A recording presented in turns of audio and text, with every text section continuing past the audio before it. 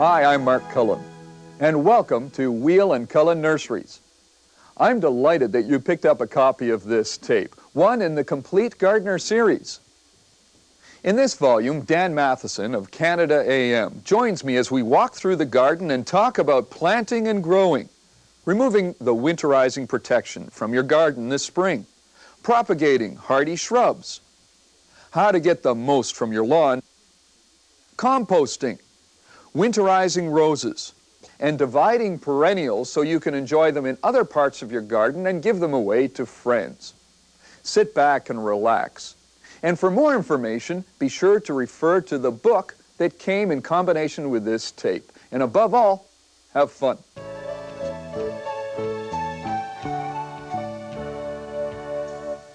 But so what do we do? I take it we're going to plant some seeds. We're going to start some seeds. Now, let's talk about prep for just a minute. You want to make sure that you've got the right stuff before you sow your seeds. And then you want to make sure that you've got seeds that are supposed to be sown at this particular time, right? Right. So they're a little late for some and a little early for some others. So, back to the beginning. What do you need? Now everybody's starting to use this stuff. It's soilless mix. It's a seed starting mix that doesn't have any actual soil in it. It's soil-less. It's peat-based. And they use a lot of bark fines now in it as well. Because? Because it retains moisture so nicely, so nicely. And then this goes into either a plastic pot like these inserts here, which goes into a tray that has no drainage. These have drainage, the tray does not, so the water drains through to the bottom of those. Or you can use peat pots. You know what the beauty of these things is, Dan? Not their color. You're right. The beauty is that they break down. They're biodegradable. They're made of recycled newspaper.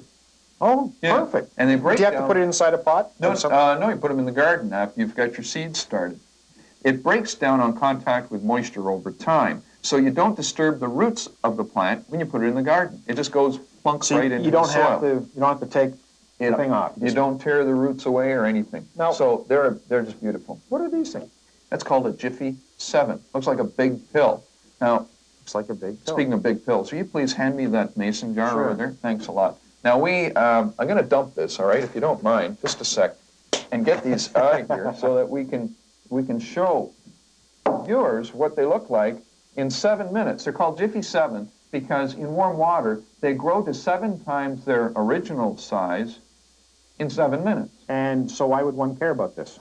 Because this is the perfect little package for starting seeds. Comes like that, you push the seed right in here. You put the seed in that, you put it in the sun, and away you go. Bob's your uncle. What's that jumbo brick? I knew you were going to ask about. This is called a grow brick. And you know what it is? You know what a cocoa nut is, right? Yes. You know, with a white meat. You're welcome, Matt. Fibers? Yeah. They make cocoa mats out of cocoa nut fiber. And a byproduct of that process are the really fine fibers that they, in fact, really didn't know what to do with for the longest time. And now they compress them into house bricks that you should not use for growing a house. Actually, I'll tell you what to do. What's it weigh? I don't know what it weighs, but it's approaching a brick. Right, and it's going to approach 9 times this size in 15 minutes, all right? We're going to drop it in some water, do some time-lapse stuff here. This is a bucket of warm water. Can I drop this? Sure, drop away. There we go.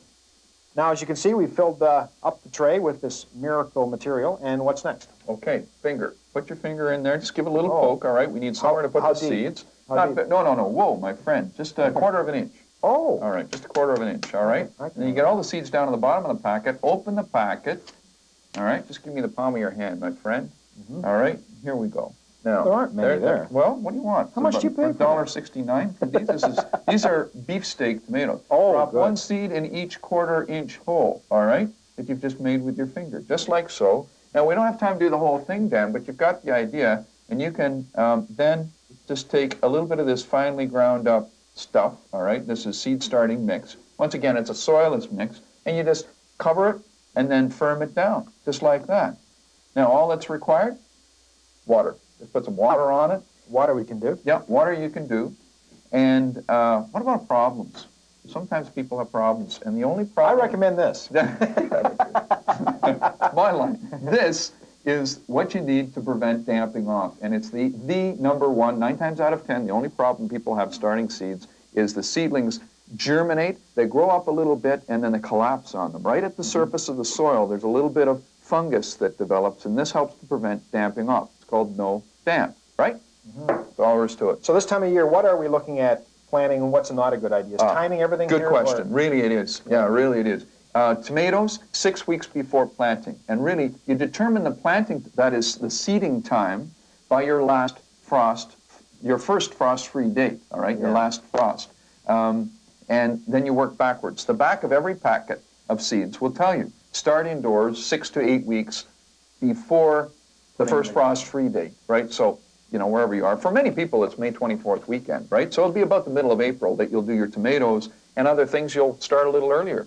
And you see what happens. I'm going to put a little water on our seeds here. Well, what have you got in there now? That's like grow brick. Can you imagine it? What the heck is it now? Well, it's cocoa nut fiber, as I mentioned earlier. But the important thing to know about this is that it actually sucks up moisture, unlike peat moss, which repels moisture when it's dry. And that'll hold it for the plant.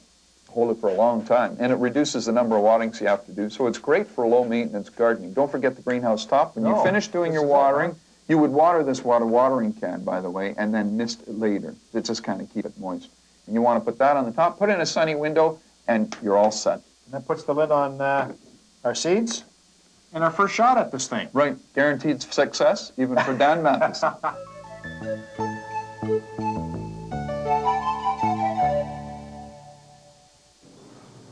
Well, if you happen to be a gardener, this is the most exciting time of the year. We peel off that winter blanket and get ready for the summer, and our old pal Mark Cullen is here to tell us how to do That's right. How you doing? Yeah, great. Yeah, I see you've brought your handy snippers. Brought my snippers, I brought some knowledge I want to share with you this morning, too. What I want to do is explain how you should prepare the garden for the growing season, which we are just on the threshold of. And if you're out west, of course, on the coast, you know, you're well into it, right? So bear with us for a moment. We're going to be removing the winterizing protection from roses, and we're going to get those perennials ready for spring. You ready? Well, we happen to have a perennial right in front of us. All right, there, come here, down. Looks come on pretty down here, disreputable at the moment. moment. Yeah, well, it's very disreputable. There's a rotten old steak. We're going to get rid of that, all right, into the bushel basket. And this stuff here, all right, you could cut it. You could go through and cut it. By the way, what have we got here? A perennial is a plant that comes back year after year. And this plant is campanula, all right? Beautiful bluebells. I think you called it bluebells. Yeah. Yeah. But they also have white flowers that look exactly the same, and I hesitate to call those bluebells. No, that's true. Those are the white bells. Yeah. Okay, so you got the right idea. Yeah. You see how easy that comes out? You don't even need the clippers. Now, those of us who like to be gentle, of course, would have been using the snippers there. Oh, well, that's true. Oh, I see. Just whip it right out. Yeah, you're right. Yeah, watch your finger, watch your finger. You're not hurting the plant. No, you're not. You're not hurting the plant one little bit. And what you have here is wonderful compost material, which is where it's going to end up. All right, just clean it up like so.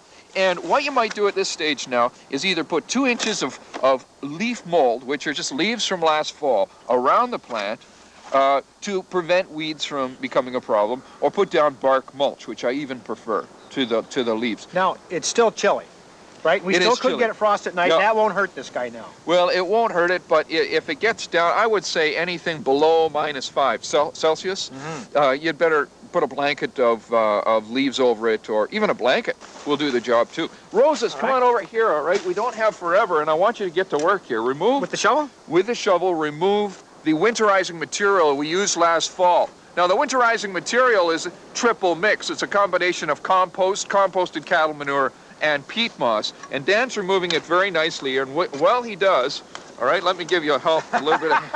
What do you need me for? Well... Question's been asked before. Okay, and then give it a shake, Dan, like so. How about a kick? Give it a bit of a kick, all right, and then you get the idea. Now, you want to open up the shape. Oh, come on down here for 1 sec. This is important, all right? Is every one of these canes, is every one of these alive? Or how do you know? No, that one is, because it's got a little bit of green wood on it, you see, so it's alive. That one is not. And this is typical. You know, roses are like that. This, by the way, is a grandiflora. It's a lovely grandiflora rose. I think this is my... we're in my garden, right? And I should know. This is Queen Elizabeth, most popular rose in the world. Is it right? All right? So like that, what you want is a nice open shape, like your palm of your hand, like so. Okay? All right. Got to move on. Okay. Pruning shrubs this time of year. Come on over here. Uh-oh, these don't look like much this time of year. They don't look like much this time of year, but come on down here. I'll show you life, my friend. We're going to resurrect. This is Lazarus, the rose. All right. And what we're going to do. Climber. This is a climbing rose, and basically what you do with climbing roses this time of year is nothing. Got that? What are we paying you for? Can you digest this information fast enough? You can just leave it? Yeah, Now, that's wait a right. minute. What about these canes here that look almost Okay, dead? well, that's actually a very good question. This one over here, Yeah. this is a dead rose. Oh, the whole So plant's we're going to gone. remove that altogether. But Oh, this one, okay. nice and green, right up to the tips. And the point is this, folks, if you've got climbing roses in your yard and you want them to get bigger, leave them. Cut them back to the green wood and leave them. But if you've really got them at the size you want them, then cut them back by 3 to 4 feet. This would be a real mature climbing rose. And the point is this, it's going to grow that 3 to 4 feet this year, right? And it won't stop it from flowering. It'll encourage it to flower, okay? Oh, and fertilize it with 6-12-12 rose food. A handful as soon as you see some new growth, okay? Now come here. One last thing I want to show you this morning, Dan. This is really important. This is hydrangea. You don't want this thing leafing out up here, because what'll happen is that you want it to leaf out down here. And if it leafs out at the tip, it's going to get top heavy and just flop down on the ground. It might do that anyway. Yeah. Well, all right, let's say it does. Then you're going to have to stake it. But here's what we're doing, Dan. Cut it right down to about 3 inches. And you do this, thanks very much. You do this with your hydrangea only. There are very few flowering shrubs that you really need to do this with. And then clean out all that winter debris, all right? This stuff, just kind of clean it out. Keep the area sanitized. So spring has sprung.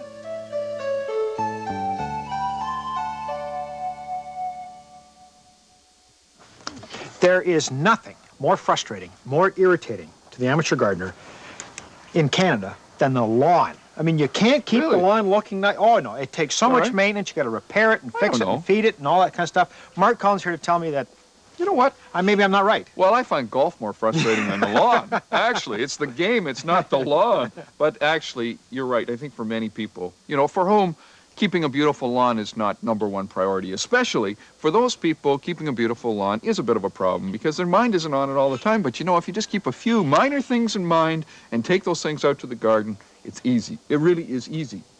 Okay? So where do we start in the spring? Where do we start, fertilize in the spring? No, well, yes, you could. But I would suggest the best place to start is with a good lawn rake, all right, or leaf rake to some people. And all you want to do is this, all right? Just look at what I'm doing here. Just get the grass blade to stand up on end. That's it. That's all. Like, you notice my back? See, it straight, feels good? Don't want to turn this into... This is really lily dip. don't want to get down there and get the thatch up. And... No, that's just the point. People turn this into a grueling task that it doesn't need to be. So, get the grass blades to stand up on end, get the oxygen flowing down through the crowns of the grass plants, and away you go. Bob's your uncle. Now, the next thing you should do, if you've got compacted soil, you see this tool? Yeah, you were leaning on? Yeah. All right, all you do, this is an aerator. And they aerate golf courses a lot. All right? They do this mechanically. And you only want to do this, Dan, where you have compacted soil. So you don't have to do the whole lawn. You don't have to do the whole lawn. You only do it where the postman or the postperson or the mail carrier walks across your lawn every day, because there, of course, the ground is fairly where you are compact. up and down your hill back here. You Right, do it. and I've got a wheelbarrow that compacts it as well. Fertilizer, And kids. okay, and kids. Fertilizer, all right. And kids. Now, this is the time of year I get confused because you need these numbers, which are really out of whack here. Well, they look out of whack. Come on down here for a second, Dan. 23-4 is simply a reference to the nitrogen, phosphorus, and potash. You want lots of nitrogen this time of year, and slow release is better. Slow release is really good this time of year, because if you put down a good quality slow release nitrogen fertilizer, like the 23-4, you're going to end up with a greener lawn longer, which simply means 2 months anyway. This stuff is going to work. So you pay a little bit more for it than you do for some of the generic brands that, say a 777, for instance. It's just like a jelly donut to your lawn. No? Now, you fertilize yourself. You do all your own fertilizing. Oh, yeah, and How there's often nothing to it. in a year would you fertilize your lawn? Well, I like to remind people that you can fertilize your lawn in less time than it takes to play one hole. If you're a golfer, you can relate to that. And it's so easy. You just simply make sure you fill this thing, and I filled it already, you'll notice, on a hard surface like concrete or the pavement of the driveway, in case you spill some, because it will burn your lawn if you get a mountain of it. And then don't open the hopper until you start moving, like so, all right? Now, you would keep going right across the lawn, and you would do this in a crisscross fashion, okay, Dan? And you would do it in 2 directions, like a checkerboard, all right? This way, then the opposite way. So put it on at half strength to begin with, Nice, and then even half strength distribution. again. Even distribution. Now, what happens if, like, the worst case scenario, you end up with a spot? Because we've been standing here because there happens to be, right here, a big brown spot, the Yep. dirt showing through. Yep. And this is right in the middle of your lawn, so you want to fix this up, right? That's right. First thing you're going to do is just kind of scarify the lawn. You just kind of remove some of that dead stuff. Okay. So this is when you do rake hard. This is when you do. Will you please hang on to that Sure for me can. for a moment? What And do we got remember here? last year when we were talking about containerized plants like geraniums and petunias in window boxes and stuff? Well, what you do with that old soil is put it on your lawn. Don't leave it there to grow petunias again this year. Oh, really? Okay, you're going to replace it. So put down a little bit of this.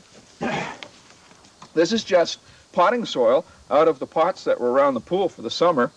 And then, Dan, spread some grass seed on there.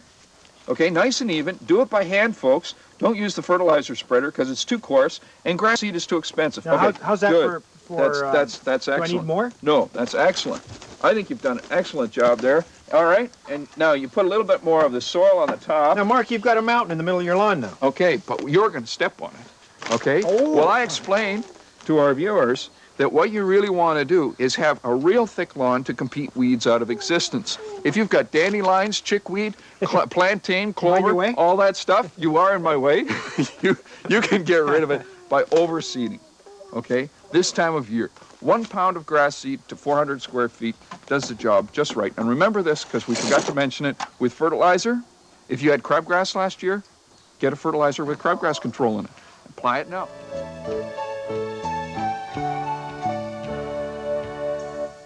It's finally warm enough to put some color in your garden and plant some annuals. Mark Cullen with us once again. Mark, what are you up to here? What do you got Well, going? I'm just planting up a strawberry planter. Have you ever seen anything quite like this before? Well, they're kind of neat. Well, I'm not just planting it. I'm planting it with something brand new. These are called bingo pansies. Bingo? Bingo. That's right. Yeah, bingo. Like the dog. These pansies are really special because they're some of the largest blooms we've ever seen on pansies before. Look at the size of that one there. Look at the color. Oh, fabulous. Just and there's a whole family of different colors. Wait a minute. Are these all bingo? The yellow are bingo? These Yes, creamy and ones? so is this one here. This one, believe it or not, is called blue blotch. Bingo. Isn't that terrible? That's an attraction. Why would they ever call it blue blotch? But anyway. Well, actually, that's the it focus of what we're going to talk about today, some new products. And, new annual flowers. You've brought that's along right. a handful of things. One of my favorites, I don't ever actually use the shovel anyway, it's just a problem. I love these sunshine impatiens. They look beautiful, they get full of color. This is a new color, though. This is a brand new family, as a matter of fact, called Paradise. Now, Paradise has bigger than loony size blossoms, and this is covered in buds. It's not at its peak, nowhere near it, but by early summer, I would say by the end of June, this will be a mass of color. I've seen these things. They're only a couple of years now in Canada, and they are widely available, actually, this year. Paradise New Guinea impatiens. You refer to them as sunshine impatiens. They do love the sun, by the way, but they need a lot of water, so you'll have to water that every day. They're frost sensitive? Very frost sensitive, Now, as a matter of we fact. have all kinds of geraniums here. Now, this is something I think almost every Canadian gardener has at one time or another put in their garden. That's right. Isn't that a gorgeous thing? I like that because it's not only because it's pink, but it's got that white throat in it, inside the flowerette. Beautiful. Just beautiful. Now, over here, we have a couple little guys. Yeah, well, these aren't actually new so much as they are just kind of a neat thing to put in the garden right now. Perennials. This is a primula put in the garden right now. And these related to the pansies, viola. Or Johnny Jump Up, some people call them. Now, something I wanted to say about the pansies, just backing up for a moment, is that they love the heat all summer long. And they didn't always. Not until they came up with these new varieties like Bingo, were they really heat tolerant. And now you can enjoy the color of pansies right through the summer. And they're still frost tolerant.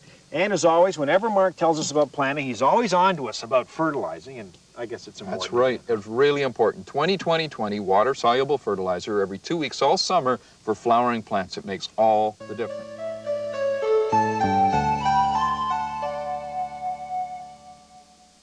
This is important, very important. You're going to spend some good money on a plant. Make sure that you spend a little bit of effort and some money preparing the hole. And if you got your own compost, you may not need to spend any money on that. Well, it's got to be done. We just happen to have a compost pile right here. That's right. And what's this little screen for? This is a compost screener, actually. It's exactly what it is. And take a shovel full from there, Dan. All right. All right, like I said, we'll get you working. Dump it in here. here. Dump it in here.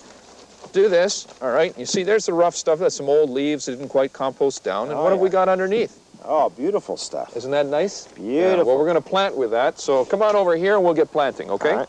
Well, I can guess that the first thing is you have to dig a hole. Yeah, that's right. So I'm my the designated digger today. We're going to dig a hole to plant an evergreen, okay? In this particular case, a nice hardy globe cedar, all right? Little gem, this is called. Just, and it's in a plastic pot, so we're going to slide it out of the pot, all right, Dan, now, like so. One of the tough questions is always, how big a hole, how wide, how deep? Okay, here's the answer. Twice as wide as the root mass of the plant, and about half again as deep. So you want to go about at least 1.5 feet wide. Twice as wide. Twice as wide. I think I'm okay for wide, but yeah. I think I need a little more deep here. Yeah, okay. Okay, good. Because you're going to put something in there, aren't you? Well, we did the some clay or compost thing, right? So let's bring the compost over, all right? Dump that in there.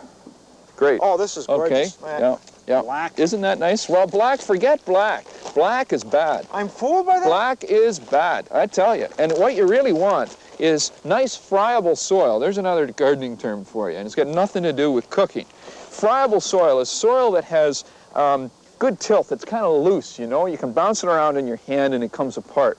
And when it dries, it takes moisture down. It doesn't repel moisture.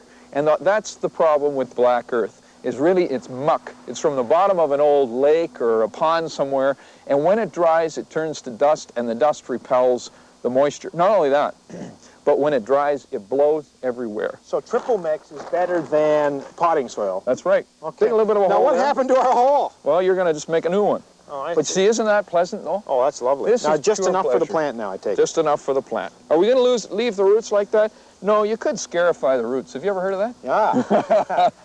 It's the one term I learned last year. All right, yeah, scarify the roots. You just kind of scare them into realizing that they're going to make a new home here. All right, now, you know what I do? I take my foot and I put it to work. And I take the ball of my foot and I just shove that soil in there real firm. And you remember the seedling we talked about last week and how you wanted to get that soil down in firm contact with the root? Yes. Same idea here, only it's bigger. You really stomp on it, huh? You really stomp on it. Really go for it. Kind of get out of breath, too. Normally, I don't talk this much when I'm planting. It looks lovely. Yeah, I bet. That's now, perfect. What was it again? Add some transplanter fertilizer. It has butyric acid in it, and it helps to get the roots going.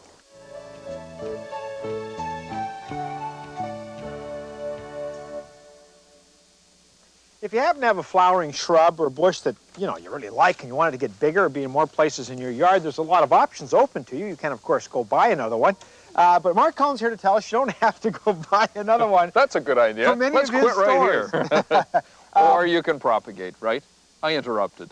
Well, propagate means cuttings, huh? Start anew. Oh, you can propagate from seed or you can propagate from cuttings. We're going to propagate from cuttings. We're talking about woody plant material that's deciduous. To be specific, flowering shrubs, fruit trees. Do you know what that is behind us? I have no idea. That's an apple tree. This is an espalier Get out of here. apple tree. Yeah, that's right. It's a Mac. It's a Macintosh apple. Growing against your wall. Yeah, that's right. It's trained against the wall. That's right. They do this a lot in France. Thus the French name espalier. That's what we have done here. It's an art. It's a bit of an art. And it's a lot of fun, and there's nothing to it, really. There's really nothing to it, but that's beside the point. So you've clipped a couple of apple What I really want to clippings. talk about is removing young, that's 1-year-old wood, taking it out of the garden, and putting it in the garden to propagate for next spring. So why don't we go out to the garden? I'll show you how you can propagate flowering we'll shrubs go plant. and fruit trees. All right. Plant next spring. He'll get the hang before we're done. So we've worked a little bit of composted cattle manure into this little spot in the garden. You call that work? And, This is pure pleasure, folks. Preparing the soil is the fun part. And I just in case you didn't believe me, you know, when I said that you can propagate, look, this thing is so anxious to propagate, it's already got fruit on it. these grapes? Yeah, grapes. Now, remember, the key is to cut 1-year-old wood. In other words, the plant produced a shoot this year, right? And that shoot likely produced leaves, maybe even a flower. You cut the flower off and you take the shoot, well, however long it may be. With grapes, it could be as long as, you know, as that, which is a couple of almost feet long. a meter long. But you have to cut them down to about 6 to 8 inches. And you have to make sure that there are a couple of leaf nodes underneath the ground when you stick the cutting in the ground. What you're doing So wait a minute now, do you want the part at the end or the part near the base where you cut? It doesn't really matter, as long as it's fairly woody stuff, not the real green stuff. So that comes off, that'll come off, this leaf will come off, all right? But you want the and node. we're going to come all the way down here. Yikes. Yeah, I'm sorry. Okay, like that. All right. Now, the leaf node is where the leaf meets the stem of the plant, right? Here. Right. Just and hang here. That's right. That's right. Hang on to this for a second. All right. Okay, I got to get something. Here we are. And this is the root stimulator. Now, what you're going to do is you're going to take the cutting, and make sure that you get it right side up. Which way was the plant growing? It was growing that way. That's right. So you want to make sure that this is the bottom portion of the cutting. Dip it into a rooting hormone gel or powder, okay, and that helps to stimulate the root. And you're all set to go. Now, what do you do with that? Just jam it in? Yeah, but what do you jam it into? Well, the spot we prepared. Yeah, but how did you prepare it? Well, with some manure. Well, I'm about to tell you. You prepared it with a little bit of manure and with copious amounts of sand. What's copious? Sand? Yeah, lots. Sand. Lots of sand. Copious means lot. You use lots of sand, all right? Get your little rinky-dink shovel going here. Come on. That's it. You've got, okay, just a minute. Okay, that's good. That's good. That's good. Come on down here for a sec, okay? Because I don't want to run out of time. Can you stick that cutting? The wet end, stick right? It. Yeah, further. Can you go a little further? Sure. Yeah, okay, you can't really. Okay, that's good, that's good. Now, you firm the soil around it, like so, and then you either put about 2 inches of fallen leaves on it, or some Canada red bark mulch. And the idea is to insulate it for the winter time. We have some of that, don't we? We have Canada red bark mulch. Yeah, that's right, it's right behind you. Am I sitting on it? Oh, here we are. Yeah, that's the stuff. And now, you buried one of the nodes, that's good? That's exactly what you have to do, because it's the node that's going to produce the root next spring, okay? So you put a little mulch around it, just like so. Dan, you with me? Yes, you notice this is going to produce a leaf next year. Beneath this mulch and into the soil which was prepared, by the way, with copious amounts of sand, the rooting hormone, which is going to stimulate the root, is going to produce a root come spring. Now, you might do this in bundles, and many plant propagators do this in bundles of 10, 15, 20 at a time. Remove them in the spring, knock the soil off the bottom half of the cuttings, and you'll notice that the bottom is beginning to callus. It's beginning to pucker up, and that's a good sign. That means that it's ready to sprout a root. Now, what they'll do at that stage is line them out in the garden or the propagation bed. If you're really into this, you really want to make a large area devoted to propagating. And you end up with fabulous little plants by next fall when they can be transplanted into their permanent location. Now, Mark, so far we've shown grapes here, we snipped apples over there, but there's a wide range of shrubs you could do this with. Yeah, there really is. All the spireas, forsythia, purple sand cherry, silverleaf dogwood, lilacs, the woody flowering shrubs, they can all be propagated this way. And what's this you got? Oh, this is to keep the mice out of your cuttings through the winter months. Spray with Ropel in the fall.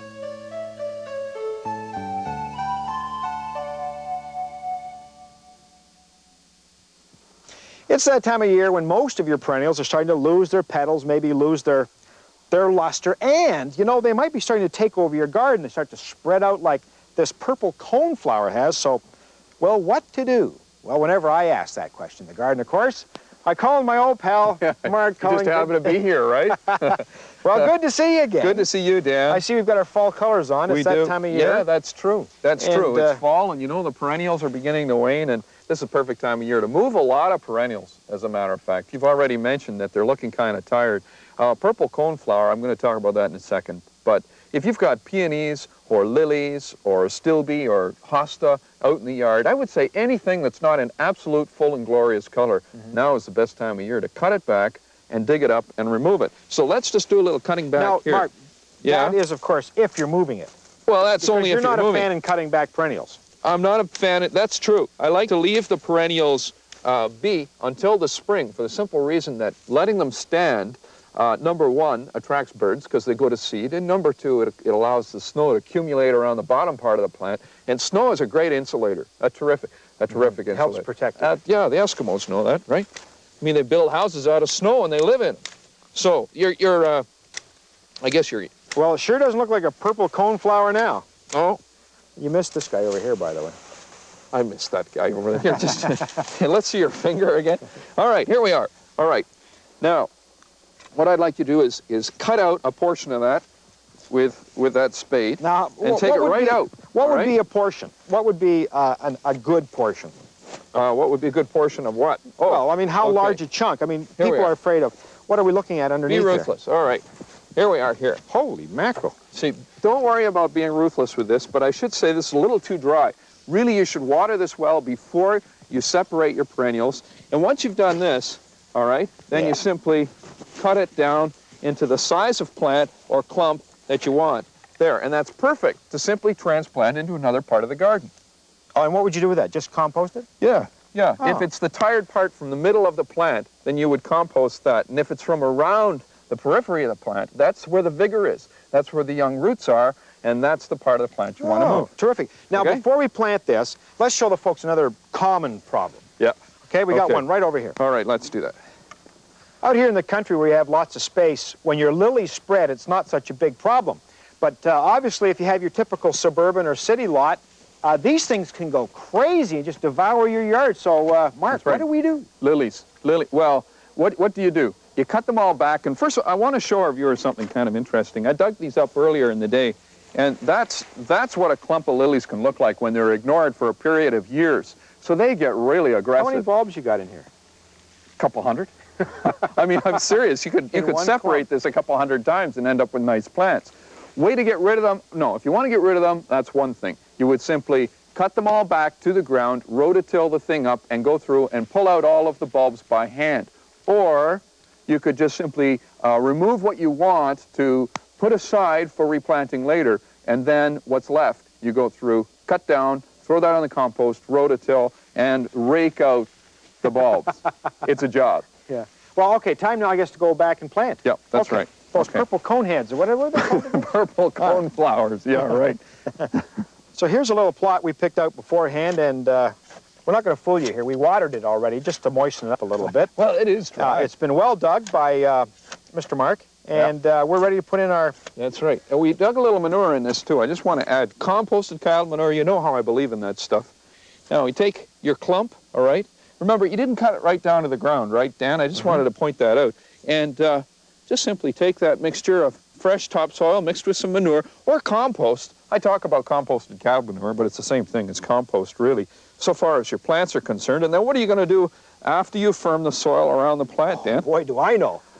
Since I've done this about 80 times now since I met transplanter fertilizer, which is the stuff that really helps the roots grab on, right? Butyric acid, that's right, and it helps the roots grab on. It's the only time you'll fertilize this fall. Next spring, fertilize all your perennials once a month with 6-12-12, beginning in April. April, May, June, July. And guess what? The gardener in training's doing all right. Not only that, well, he's got a dirty handprint on the back of his white shirt. Sorry about that. Oh, next time.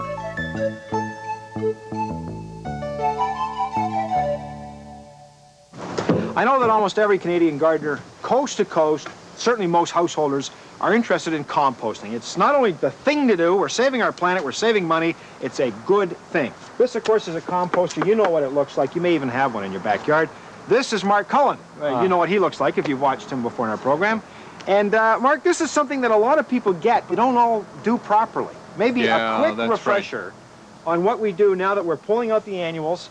Yep, yep. Someone have to stomp on that, by the way. We're getting the leaves now. We're starting, you know, all that kind of stuff. It's going in the composter. What do we do with it? That's right. Well, first of all, it should go on the composter. This stuff is free fertilizer for your garden, so don't throw it in the garbage. Don't let it end up in the landfill or wherever your municipality takes it. Use it. It's so easy, really. And this is just harnessing what Mother Nature does naturally, has done since before the age of the dinosaurs. In fact, that's what happened to the dinosaurs, you know. I know the secret. They didn't compost? They composted. No, I mean, with the exception of a few that fossilized out in the prairies, they just composted. So, a few rules of thumb. Layer.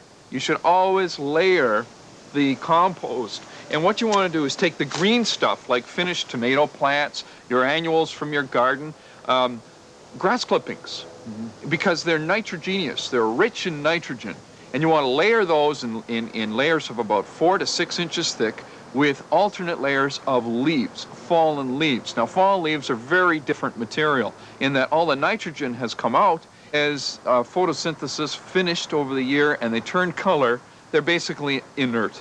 They're referred to as carbonous material. Dead stuff. So the green stuff with the dead stuff. Right, that's good. Yeah, now you got the idea. You're supposed to stomp it down?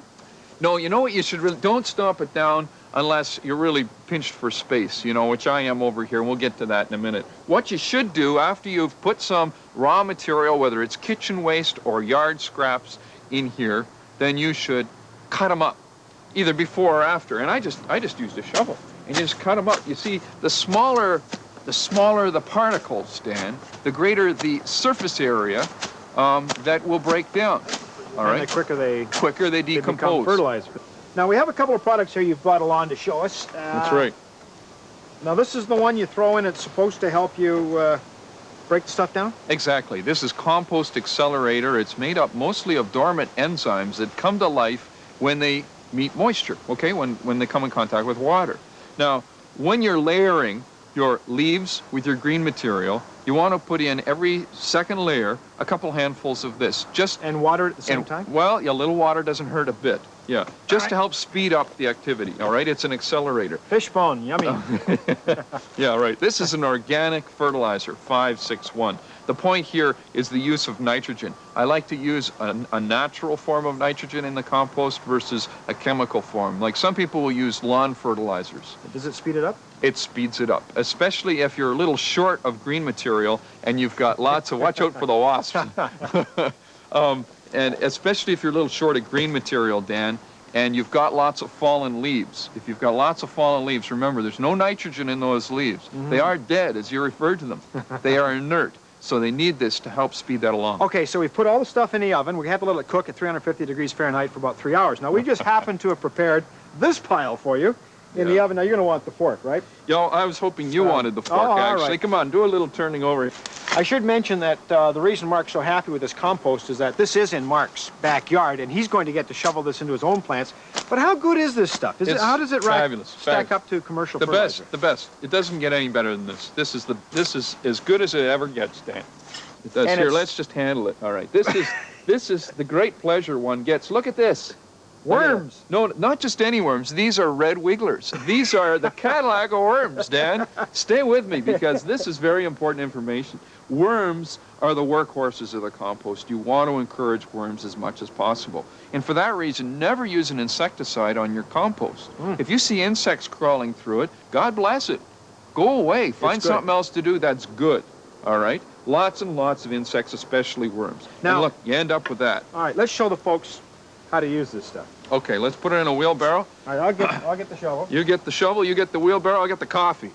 Well, we've just filled up this wheelbarrow. You'll notice that I'm now doing all the work. So I'm going to put Mark to work here now. How do we use this stuff? All right, just shovel her out of here, all right?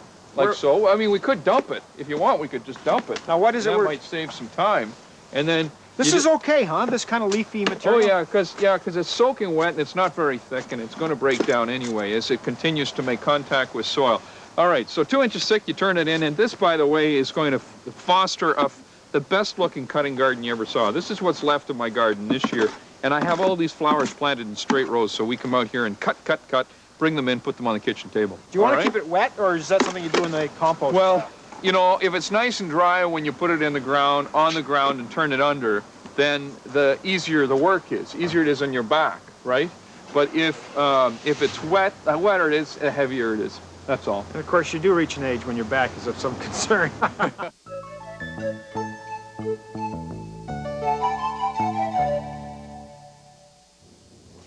You probably don't need me to tell you how tough last winter was in most parts of the country on your poor old plants. And when you're talking about poor old plants facing a tough time in the wintertime, you're really talking about roses, those gorgeous creatures that just get eaten up by the cold weather. So Mark Cullen's here to tell us how we can give ourselves the best chance of getting them through the winter. That's right. Roses, they're so much worth the investment, don't you think? Oh, they're gorgeous. But that includes a slight investment of time and effort. Late in the season, this should be one of the last things you do before you bunker down for the Grey Cup game. You want to make sure that you winterize your roses, all right? That you bunker your roses. That's right. All right. So, like I said, the last thing you'll do before you go back inside and you hibernate for the winter. Insulating your roses will help to preserve the life in the bottom portion of the plant. Don't worry about the top portion of the plant. And one of the most frequently asked dumb questions you might ask... I was all set to ask it. ...is should I prune my roses this time of year? Don't you want to kind of just neaten it up a little bit? No. Yes and no. You might say, for instance, with that rose at the back there, which is quite tall. It's about 4.5 feet tall. You might want to prune it back. It's a little tall and straggly, right. And you want to prune it back perhaps by about a foot, only so that the wind doesn't whip it back and forth all winter long and break it off, loosen the roots and break it off at the bud union. All right, that's where the graft occurred. But other than that, you do all your pruning in the spring. So having answered that question, let's take a look at lovely little rose bush, this one called Impatient, similar to the one I had in the front of my house. And we want to, first of all, put, what do you call this? A collar. This is a rose collar. Now, Dan, I wear gloves because rose thorns don't turn me on. But this is really not such a difficult job. You just simply take it like so, all right? And I'm going to explain why you're doing this in just a moment. And then you put the staple, all right, through the two of them, huh? Through the two of them, just to hold it in place, okay?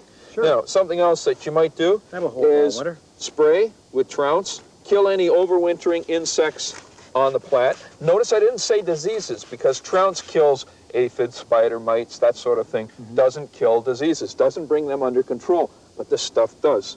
This is called garden sulfur. Mix this up with water, spray it on as well. It helps to kill fungus spores. And then you can't just dust it on. You could. You could. Is this a dust? It's a dust. It's a wettable powder. So you could put it on as a dust, but it's a little expensive to do it that way. Oh. Okay? All right. Now, what do we got in this big bag here? Dump it in there. Rose and bulb. I'm reading upside down. Winter, what's winter protection. It's called Plant Saver, and it's a weedless mixture of compost. Yeah, I know. That's why I'm getting you to do it. I'll talk. You work. All right. I think this is a great deal, don't you? And that stays in the collar for the most part, huh? Well, for the most part, yeah. Especially. Is that enough? Keep going. Keep going. Keep going. More? Yep. Lots more. Lots more. And then dump what won't go into the rose collar around the outside of the plant. Okay. Woo. All right. What's left? Just dump it out here. All of it? Here. Yeah. That's it. Beautiful. That's great. That's great. Every garden needs a klutz. I don't know what I'd do without you. Thanks a lot. Here we go. There we are. Now, you just put a little extra around the bottom for the simple reason that that added insulation will help a great deal come spring. Now, the top portion of the rose is going to die, Dan. Don't worry about that. All the exposed? All this stuff will probably die back. If it doesn't, that's a bonus. But in the spring, you're going to cut it back aggressively anyway. Now, I hope you have a pencil and a piece of paper because you want to note that Floribunda, Grandiflora, Hybrid T roses, the 3 different families of roses, all need to be winterized in this way, cut back in the spring. Miniature roses, you winterize them like this, but you don't need the collar, okay? Oh, you just load up, because they're so tiny. Yeah, that's right. What about your climbers? Nothing. Do nothing at all, really. I would say if you live, up in Zone 4, say in Ontario relative to North Bay or somewhere north of there, the prairies, definitely. You want to take the climbers, loosen the soil around the roots, and then bury the whole plant in a trench about 2 to 3 feet deep. And while we're on the subject, the same thing with standard roses, rose trees, right, that are grafted up here. You want to dig a grave and bury them. Bury them and mark the grave, like this is 2-3 feet deep. Mark the grave with a stake, all right? Or better still, a hockey stick, because it is a Canadian garden, right? And then you'll know it's there. Next spring, you dig it up, you put it back up in the garden, about the middle of April. And that's all there is to it. I hope you enjoyed the information in this tape on planting and growing. And remember, there's lots more in the companion book. Thanks a lot for watching.